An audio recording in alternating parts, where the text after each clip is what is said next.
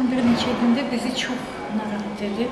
Çünki belə səlib yürüşünlə bu gənclərin özlərinə məxsus olmayan evlərə getmək, valideynlərinin qazandığı, illərlə topladığı hər hansı bir əşyaları götürmək, bu təbii ki, qeyri-qanuni bir şeydir.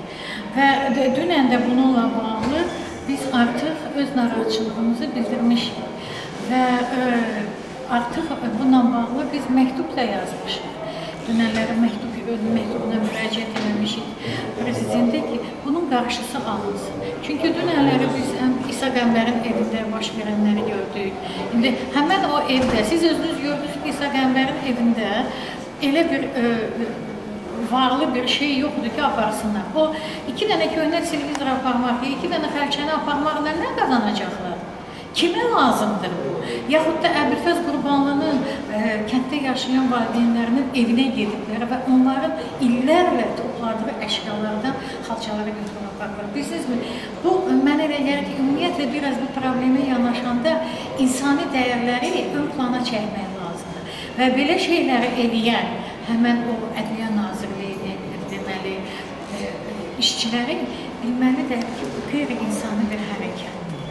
Ona görə də biz bu məsələ ilə çox ciddi məşğuluq və o cavanların yanındayıq. Çünki bildiyiniz kimi, məsələn, İsa Qəmbərin oğlu Turqut heç atasının yaşadığı evdə qeydiyyatda da deyil, tamam başqa yerdə qeydiyyatdadır.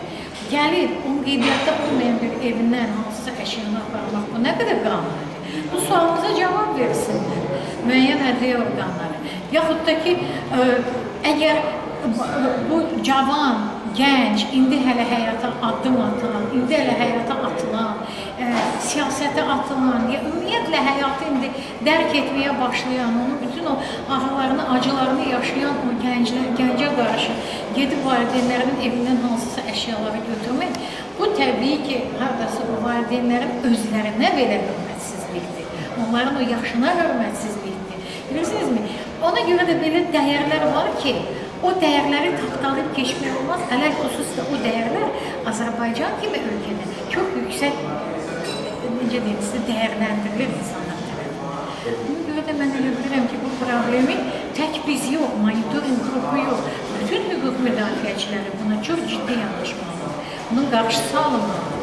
Ya hansısa başqa bir üsuldan istifadə edilməlidir ki, onlar o deməli cərimələri verə bilsinlər, ödəyə bilsin. Təşəkkür ederim.